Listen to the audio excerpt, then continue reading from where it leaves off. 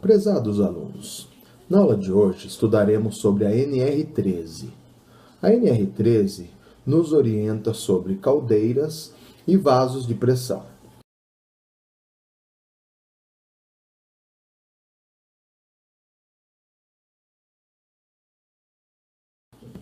Vasos de pressão são equipamentos usados para armazenar ar comprimido e gases perigosos, tais como amônia, gás sulfídrico, hidrogênio, entre outros.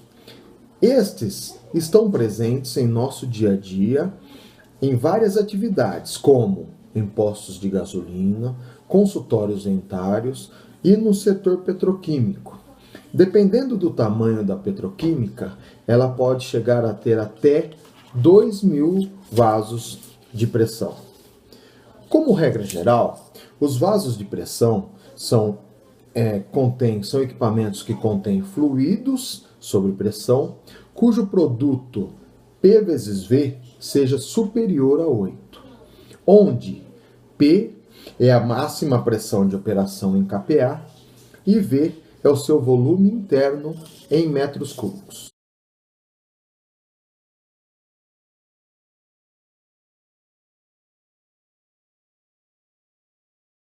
Então essa é a primeira verificação que temos que fazer para saber se um vaso de pressão ele atende os requisitos segundo a NR13. O P vezes V tem que ser superior a 8. De acordo com a NR13, os vasos de pressão são classificados em categorias segundo a classe de fluido e o potencial de risco.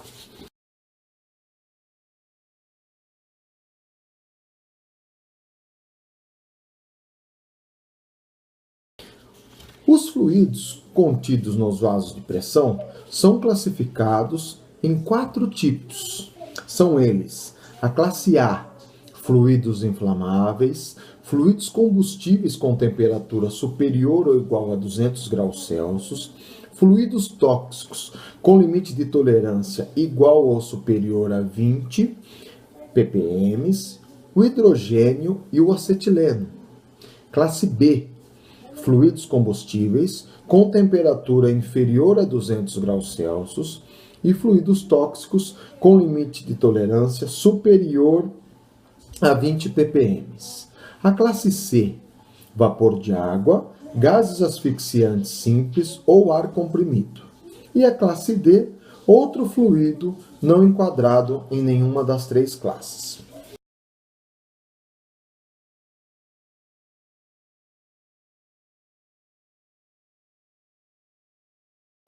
Quando se tratar de uma mistura de fluidos, deverá ser considerado, para fins de classificação, o fluido que apresentar maior risco aos trabalhadores e instalações, considerando sua toxicidade, inflamabilidade e concentração.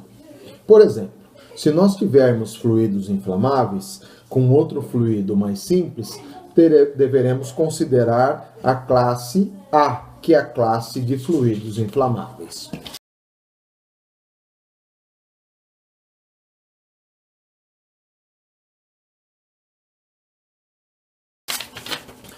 Além dos fluidos, nós também classificamos com os grupos potenciais de risco, em função do produto P vezes V, onde o P é a máxima pressão permitida de operação em MPa e o V é o volume interno em metro cúbico.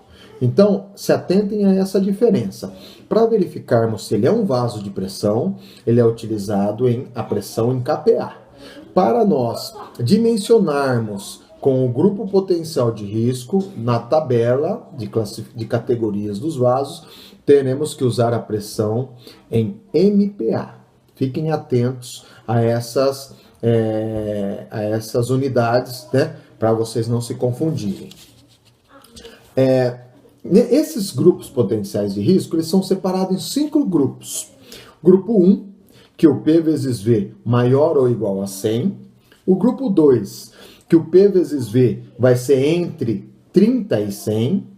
O grupo 3, que é o P vezes V, vai ser entre 2,5 e 30. O grupo 4, o P vezes V, vai ser entre 1 e 2,5. E o grupo 5, o P vezes V, vai ser menor do que 1. Então, classificamos os fluidos, né, as classes A, B, C e D, e os grupos potenciais de risco.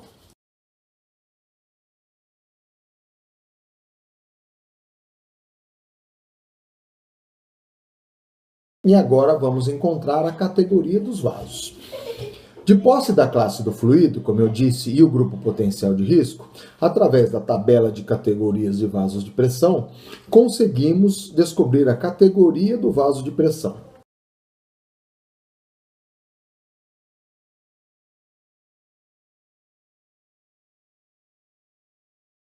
Agora, você já sabe a categoria do vaso de pressão, porque você utilizou a tabela.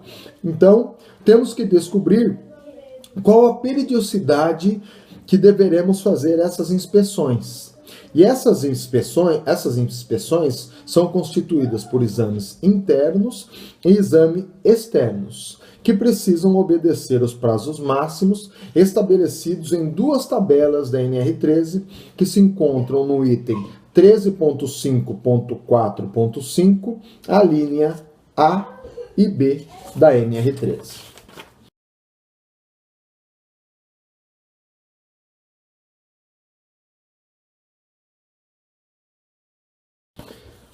Uma informação importante: os vasos de pressão devem possuir válvula ou dispositivo de segurança com pressão de abertura ajustada em valor igual ou inferior ao PMTA. O que é o PMTA? Pressão máxima de trabalho admissível.